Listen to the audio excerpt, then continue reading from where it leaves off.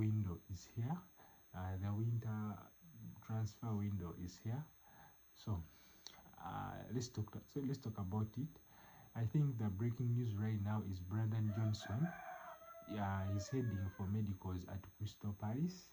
He has left Spurs. I think he signed for Spurs last summer from Nottingham Forest. Then of course he managed to win the Europa League with Spurs beating Man United on the final, but he has left Spurs in search for minutes because Thomas Frank preferred to play with Dobert and Mohamed Kudus on the wings, then Richarlison Okolomwani through the middle. So he did not get enough playing time at Spurs, and you'd feel for him because given this is 2026 is a World Cup year.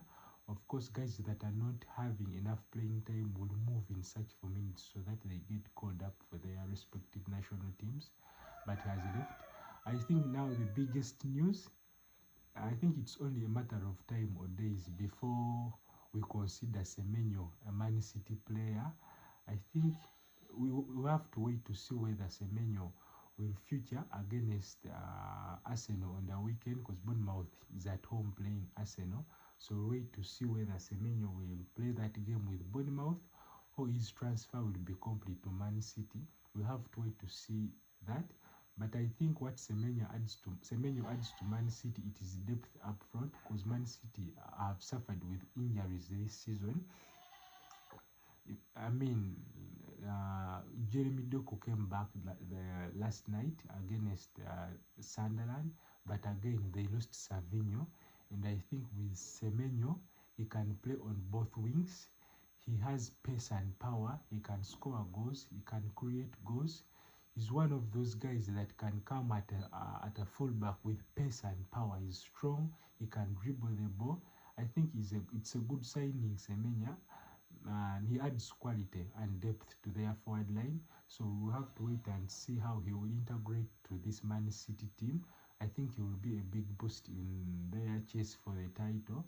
And as of right now, Arsenal are sitting on top of the table with 45 points. 45 points on top of the Premier League. Man City second with 41 points. Then of course, Aston Villa third with 39 points, Liverpool with 33 points, Chelsea and Man United with 30 points. And we are saying this, that Chelsea sacked their coach yesterday, Enzo Maresca. I did a video about that. And right now the news are saying that Liam Rossinier is the favorite or the leading candidate to replace Enzo Maresca. And you wait to see whether the deal will go through. But I told you, I talked about this yesterday, that Rossinier is just a 40-year-one coach that was born in England. He now coaches Strasbourg. He started his coaching career at Derby County, then Hull City, and then Strasbourg. So Strasbourg is his third job. And you would say that he's an inexperienced young coach. So I don't know whether he will be able to manage Chelsea. You know Chelsea, it's a big club with a lot of pressure, a lot of drama surrounding everything. So, but this, if at all Chelsea opt to go for him, I think it will be an easy deal to do, because both Strasbourg and Chelsea, they are owned by the same owners. So the deal will be so easy to complete. But we wait to see who will be on the touchline for Chelsea versus Man City on the weekend. Chelsea is playing Man City at Etihad on Sunday, so we'll have to wait and see. Man United, we haven't yet had anything. The same with Arsenal. I think Arsenal, their squad is complete. I think they have the most balanced squad in England, maybe Europe. Their backline is, they have depth everywhere. Even in the goalkeeping position, it's covered by Araya and Kepa Arrizabalaga.